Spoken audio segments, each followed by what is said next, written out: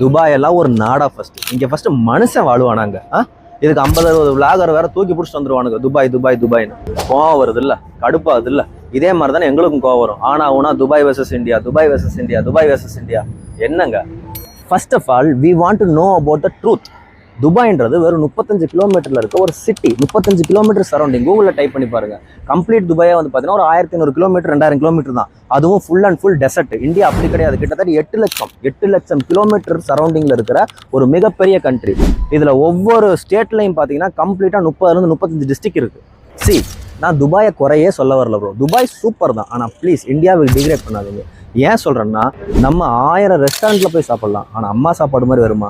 So அதுதாங்க, நம்ம இந்தியான்றது நமக்கு அம்மா மாதிரி, நம்ம துபாய்ன்றது நமக்கு ஹோட்டலில் சாப்பிட்ற சாப்பாடு மாதிரி. என்ஜாய் பண்ணலாம் சாப்பாடை, ஆனால் தயவு செஞ்சு அம்மாவை விட்டு கொடுக்காது.